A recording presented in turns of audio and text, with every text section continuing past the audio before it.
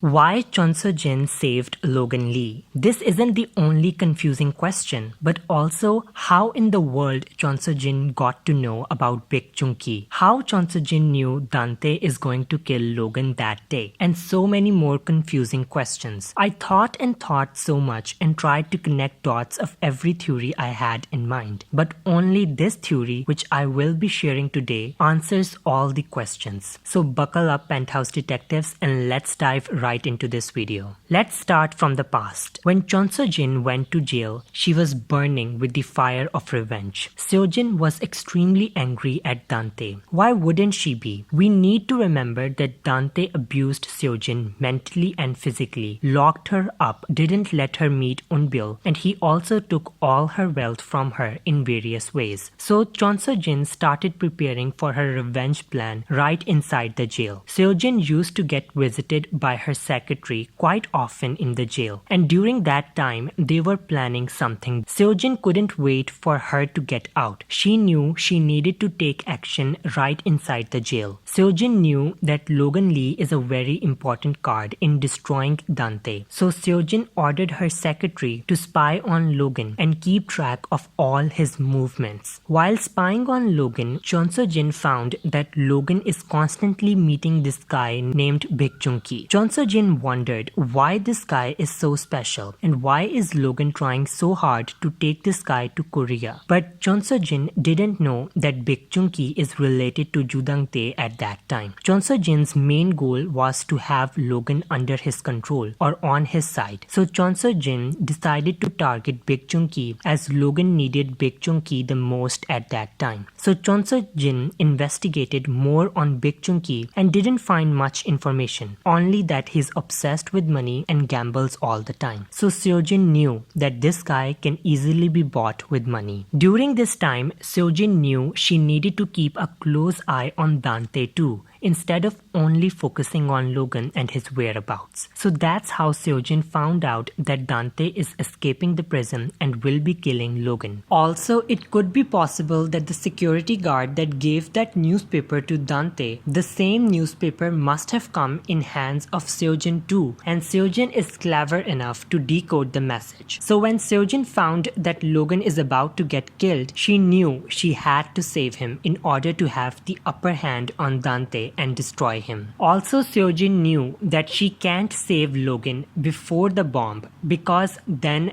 Dante will find out about her master plan. So Seo Jin had to save Logan after the bomb. Seo Jin organized fake bones and gave money to Baek Jung-ki to do this task. Baek Jung-ki had no idea what Seo Jin's master plan is, but he just cared about money. So Baek Jung-ki acted according to Seo Jin's plan. When Logan got bombed, Seo Jin's secretary quickly took Logan to emergency, and all this time Seo Jin was secretly keeping Logan alive through machines. But Seo Jin didn't care about Logan. Seo Jin was just collecting people so she can use them against Dante. After collecting Logan, Seo Jin needed to get out of the jail as soon as possible. So she did the whole drama of being mentally ill and eventually got out. Seo Jin now knew that she needed to bring more people on her side. So Seo Jin reached out to Hyung in jail with a voice changer. She promised to take Hyun out of jail, and in return, Hyun has to do everything that she asks him to do. Hyun also was desperate to come out of jail, so he took the deal. Seo Jin used her connections and methods to get Hyun out. Hyun was also angry at Dante and wanted to defeat him. So Seo Jin, using a disguise, kept ordering Hyun to get closer to Dante and become his dog. So in that way, Seo Jin will get all the internal important information on Joo Dan Tae. But Seo Jin at this time didn't ask Hyun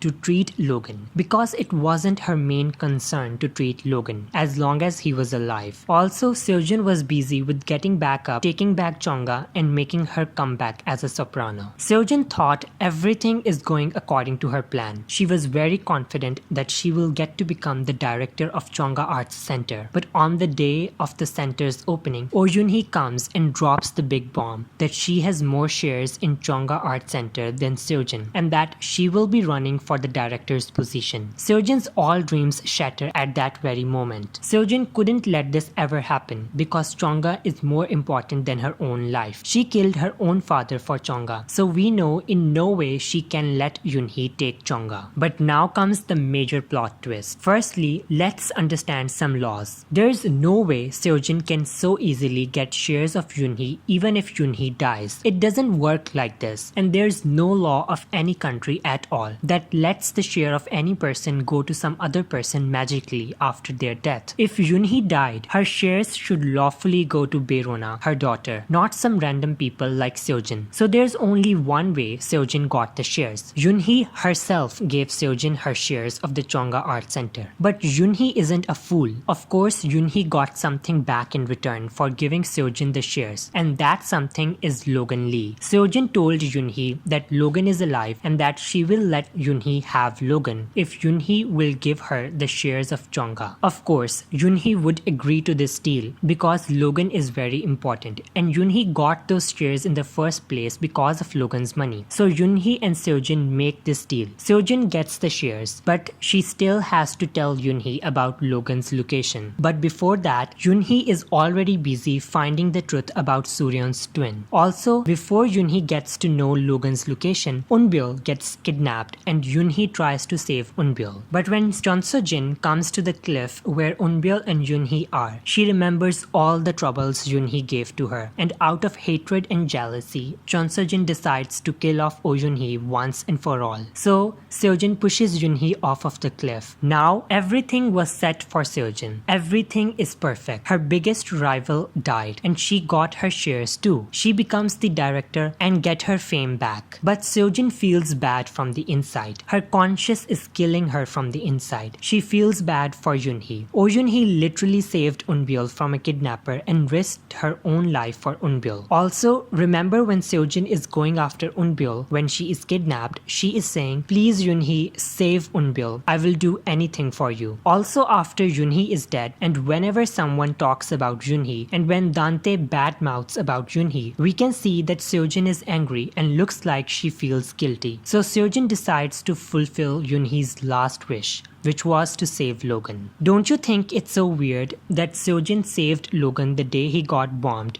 but never called Yunchul to take a look at him and heal his body? Seo Jin calls Yunchul to treat Logan only after Yun Hee dies. So basically, Seo Jin decides to focus on Logan and save him and bring him back in order to pay back in some way for what she did to Yun Hee. So that was the end of this theory. But there's another possibility for the ending of this theory, and that is that Cheon Seo Jin didn't kill Yun Hee, and it was actually all staged and part of the plan. And Seo Jin, Yun Hee and Dante's secretary worked together in faking Yun Hee's death. So Dante is fooled and think that all his enemies such as Logan and Yun Hee are eventually dying. So Dante will think he's winning, but then everyone comes back alive and shock Dante. That was the end of this video. Do comment down below your thoughts and views. Please do subscribe to the channel as it helps me a lot in keeping this channel alive. Thank you so much for watching, Drama Family. Take care, and I'll see you all with the next video. Bye bye.